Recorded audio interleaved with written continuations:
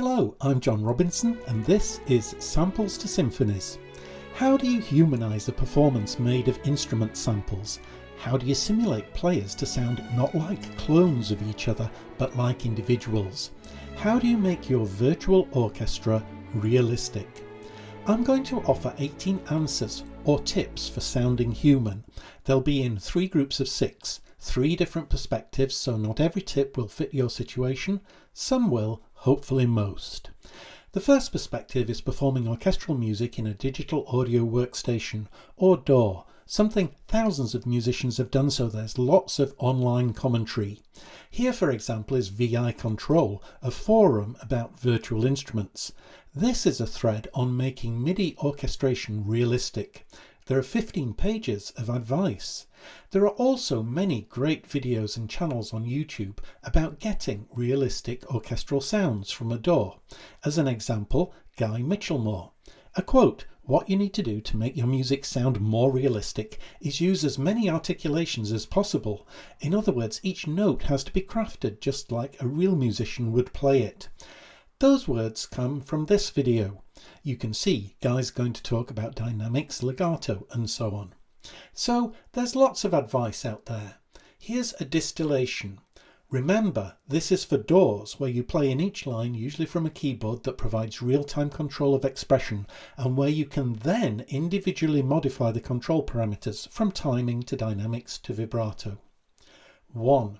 Switch between sustains, legato, staccato, mix in stresses, accents, phrase breaks to mimic the way a real instrumentalist would articulate the line. 2. Work the modulation wheel and get lots of controller data. The modulation wheel changes volume and timbre simultaneously, just like instruments change both loudness and tone when you play them softer or harder. How do you move it? Some online presentations imply you can move it more or less randomly, while others expect you to feel the music instinctively, which there's a lot to be said for, and others give more specific advice, like that a sustained tone should always be rising or falling in volume, and often go rise, sustain, fall. 3. Don't copy-paste, but play in again. The idea is that nuances of performance will be different, just like they would be with different players, or even the same person playing the same thing twice. 4. Vary the tempo, maybe having slight retards at the end of phrases. And the equivalent at the note level is number 5, varying note onsets and ends, including not quantizing too much. Again, the idea is variation between parts, like humans will vary, and don't start and end all notes of a chord at exactly the same time. And finally, balance the sections, a piece of advice that recognises how the relative strength of different instruments varies at different dynamics levels. You have to keep listening and adjust for what you really want out of the blend at all times. That's advice for orchestration in a digital audio workstation, or DAW. Second perspective is orchestration in a notation program like MuseScore. Now, dots on the page don't provide the same fine control and flexibility as you get from a modulation wheel. All notes in a chord emphatically do start at the same instant. Note endings, by default, are perfectly lined up too. And although we can use dynamics and articulation marks, the palette is small compared with working the modulation wheel and controlling other parameters like vibrato. So how do you humanise a MuseScore playback into realism? The internet expert on this is Carl Irwin. The best place to get Carl's advice is his videos.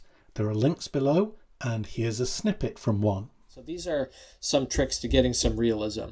The second thing is note lengths. I jump into the file here, and for the winds in particular, you'll notice that there's some really funky note lengths here. I'm cutting things short where I think that a wind player would breathe, and I'm getting particular. Carl's not just with videos sections, are worth watching in full.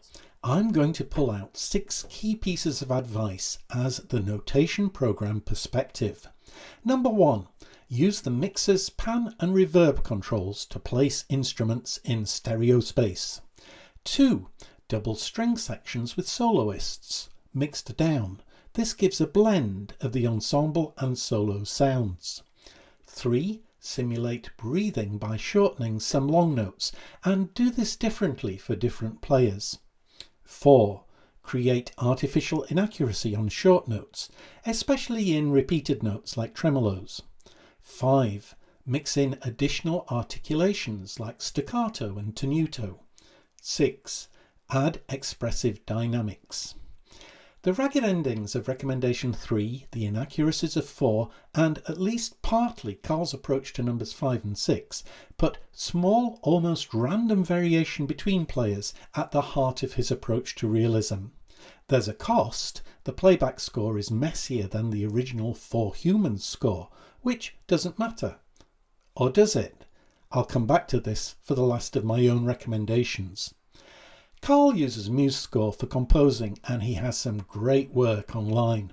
He isn't into playing the orchestra on existing pieces. When he uses the Romeo and Juliet Fantasy Overture by Tchaikovsky, he does so only because it's easier for people to hear problems and fixes on music they're familiar with. So this channel's take is a little different. Here we interpret existing scores, as well as throw in a few new ones.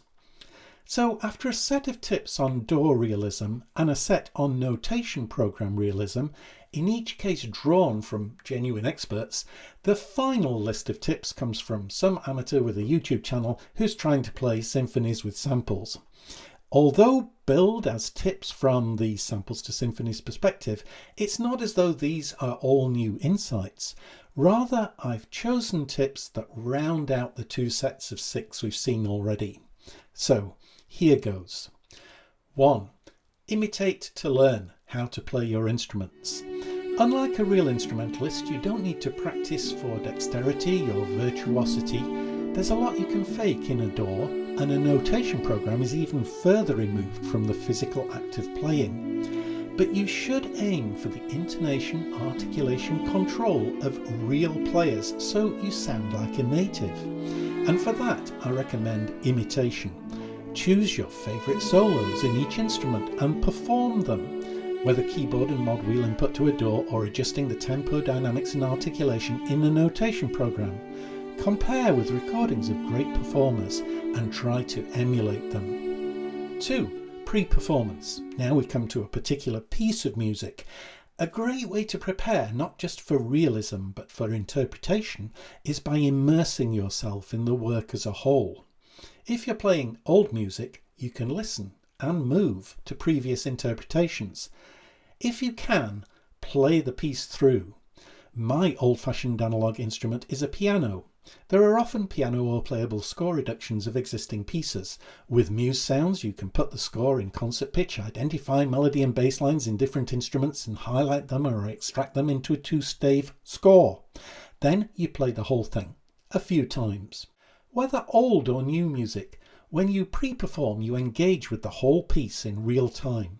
Despite the thinness of the arrangement, the wrong notes, the fudged, difficult passages, you hear and feel the work or movement as an integrated whole, and you can try things. The obvious one is tempo variation. Your real performance, which likely will involve repeated input of short threads of monophonic music, will of course be shaped by the mixing and other production you do afterwards. But pre-performance sets the groove beforehand. Number 3, phrasing is all. Part by part, make dynamics, articulations, note starts and stops serve the phrasing. Whatever the role of the line, whether it's the melody, counter-melody, and accompanying texture, the bass line, you play the line like an individual instrumentalist by adding dynamics and articulations. The music itself gives guidance in the form of phrase marks. To discover and confirm nuances of phrasing, use your voice. If you sing the line, you'll discover possibilities of articulation that aren't obvious, either as dots on the page or as keyboard keys and controllers. Remember, when a conductor wants to convey to a section of the orchestra the way they want a phrase interpreted, they sing.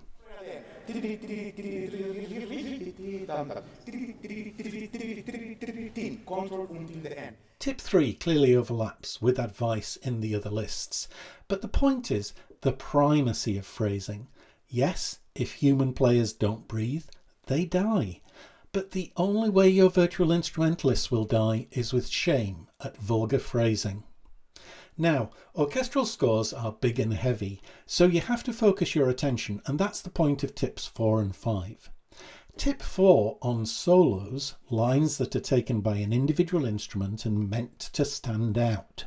The tone of the solo is the topping on the orchestral blend. There's freedom in a solo. If the tempo varies, the solo leads the rubato. If it doesn't, the soloist alone sometimes can steal a moment, depending on the genre too. So it's worth trying out different stylings, and if you have them, different instrument samples. So audition solos, create multiple versions and let them compete for a place in your final performance. Tip 5 is about adjusting articulation and dynamics for the interplay between instruments. Real players listen to each other and play together. Dozens of expert musicians simultaneously in real times adapting their performance for the sake of the overall sound. When your simulated instruments play in real time, they aren't listening, but you can prepare them beforehand, so they don't simply phrase their lines, which is tip 3, but they interlock to create the orchestral timbre you want, moment by moment. A score's just too big to do that everywhere. I recommend you focus on the emotional hotspots, especially paying attention to the flow of music towards vital moments, and in those places add movement to the dynamics of the harmonic accompaniment, so they frame and enhance the main melodic and rhythmic elements. I'll develop this idea and give examples in later videos. Tip 6. Finally, add individuality. For example, breaths, ragged note endings, random variations. This loops us back to Carl Irwin's recommendations with a couple of differences. If you have rapid passages that sound mechanical, you have to fix them. For example, here's a tremolo that plays back not as a tremble but as a machine gun. Carl's approach is to convert a line of repeated semiquavers, that would be 16th notes, for example, into notes of unequal length, almost randomly distributing dotted notes. As with the staggering of note endings, this reflects Carl's emphasis on getting the sound played as well as possible and not caring about the look of the score. The advice here also is about getting the sound great, but also aiming to keep the score reasonably tidy so it's clear what's going on if you later need to return to interpret it further. Sometimes, if there are multiple parts, I try to offset one by half the note length. This is much less random than what Carl does and therefore less human, but it does turn rat-a-tat tremolos into trembles, and that's great. That's one way my recommendation 6 differs from Carl's. The other is that it puts randomness at the end. Go for small variation or individuality only after you have done the planned adjustment of articulation, dynamics and everything else on the basis of phrasing. Found your best solo renditions and made the emotional climaxes rich in shifting orchestral texture or timbre flow. Leave the randomness to the end. An example of this is the introduction to Chopin's A-flat Polonaise I played at the beginning of my Chopin vs. Muse Sounds video. Here's the very start of the piece, and here's what it became after I phrased it. You can see tempo variation and a single change in dynamics. Later there are many more articulation, dynamics and tempo changes on the basis of phrasing only. So my tip 3, phrasing is all, is satisfied. But when played back, this version is mechanical. It's too perfect. So the version I actually used in the video is full of Carl Irwin style small variations in note length, added at the last stage. Well, that's all for this video. Thanks for watching and listening.